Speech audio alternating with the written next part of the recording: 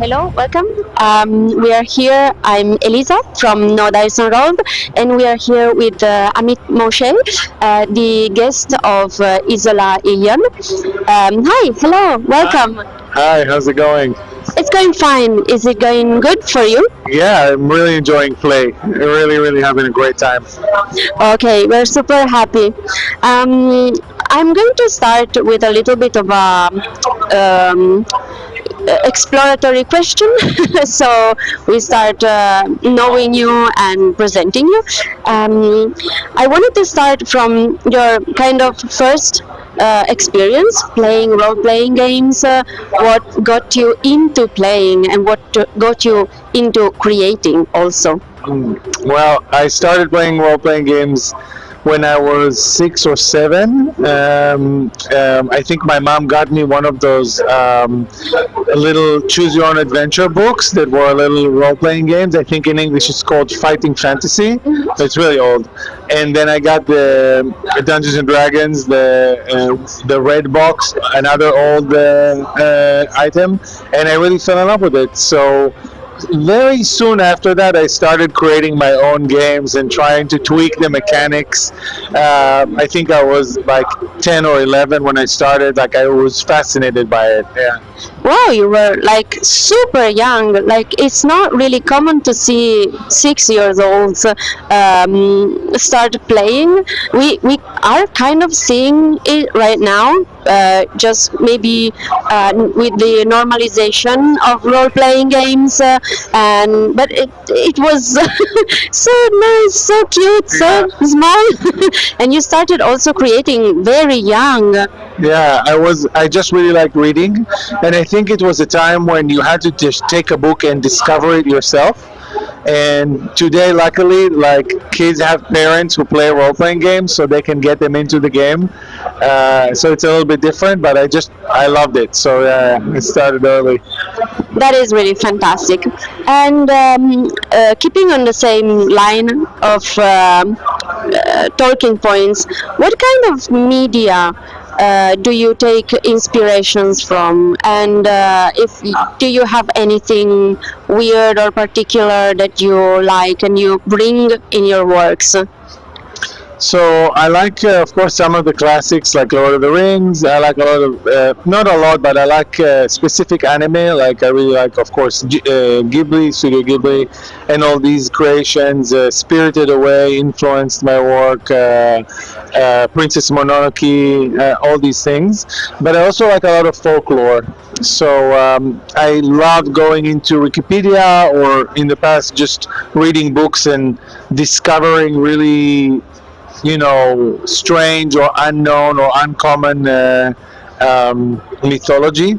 Like, I just bought a book about Iranian mythology, so I can't wait to read it and discover new legends. So you like to study, you like to know, and then you bring this knowledge in your games, correct? Yeah, because it's the stories have so much, uniqueness to them, but also when we were working on Legend in the Mist, I discovered, for example, that certain tales have kind of a vibe. I don't know how to explain it. Like, Irish folk tales are always like this crazy journey with the fairies. So I find it fascinating. Yeah. You wanted to characterize your work in. Okay, that is really interesting. That's really nice. And another thing is, we saw from your works that you like to bring together these the really accessible game system, and a really cinematic storytelling and universe. And you also paired it with this rural fantasy, we might say, setting. What is bringing you to this? So the accessibility part, making it playable by anyone, was really an important thing when I started designing more professionally. I realized that a lot of people want to play, and there is a certain barrier of too much mechanics, too many numbers, too many calculations, too many rules, and like, they just want to play. The players just wanted to play. So some people really like it. I'm actually a really mechanics guy.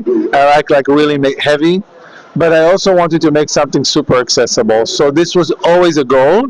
And with the iterations of the games, we try to make it more and more and more and more accessible, like the comic book tutorial that we have in this book, where you can just read the comic book and you learn the game.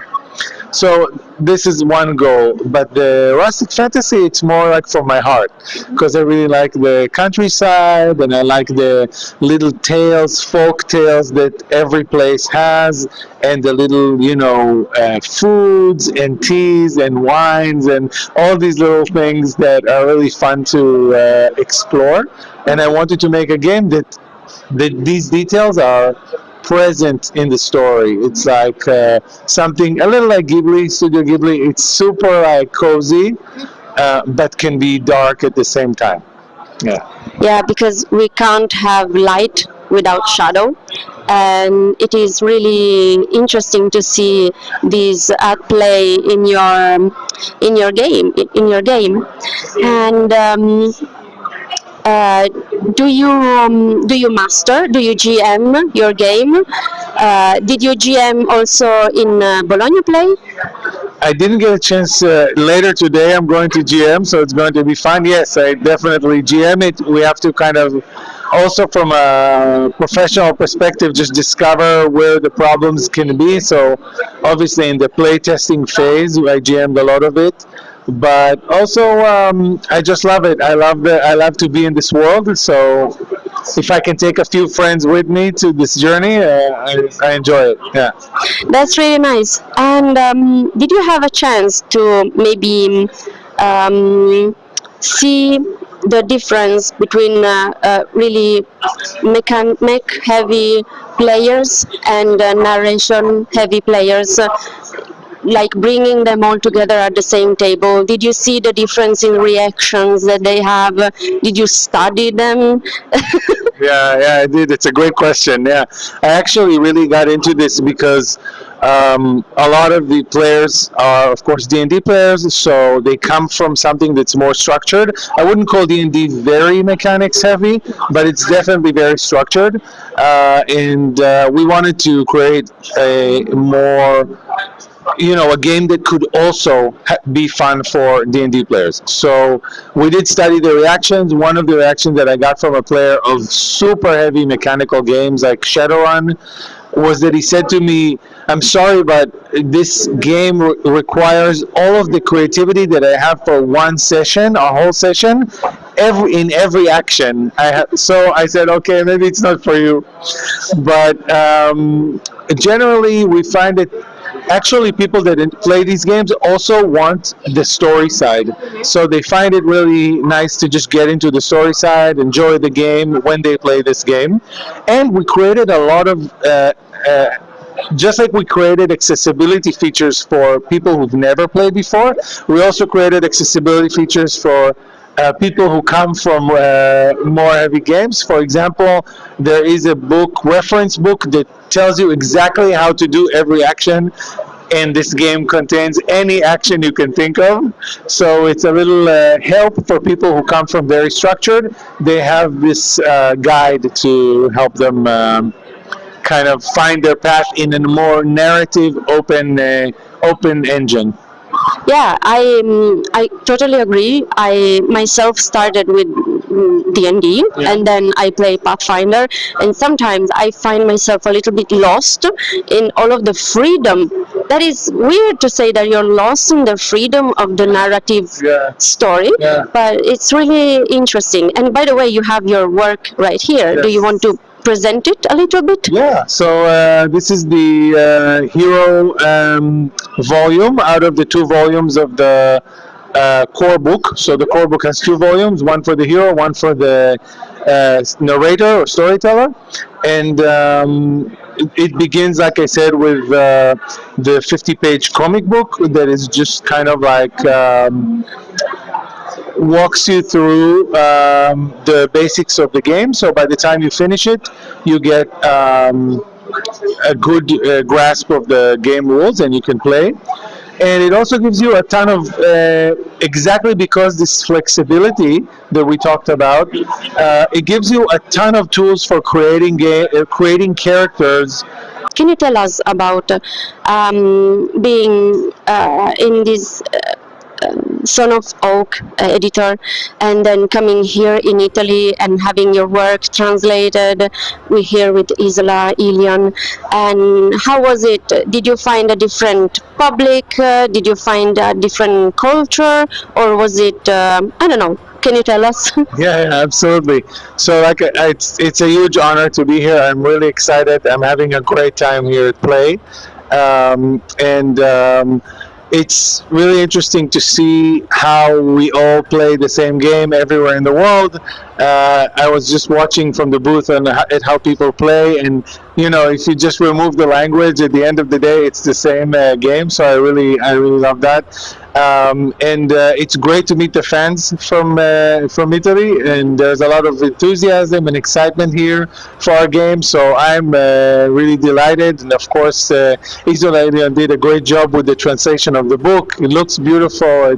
Sometimes I just read it to see if I can understand Italian, and it's great. I'm having a great time here. It's a great honor and a great pleasure. I mean, one word at a time, and you can also learn Italian. And what about? Are you already thinking ahead? Do you have any sort of new work or any new idea that you can tell us? Yeah, so now we have three game lines, three main game lines: City of Mist, Legend in the Mist, and in English also Otherscape. So we are going to continue and create games for them. For Legend in the Mist, there are already two third-party books. One of them is Zamanora, which is about Balkan mythology, and another one is Beyond the Woods, which is about Irish mythology. So, and we're hoping to see more and more third-party products for Legend in the Mist. We also made the Hearts of Ravensdale setting book.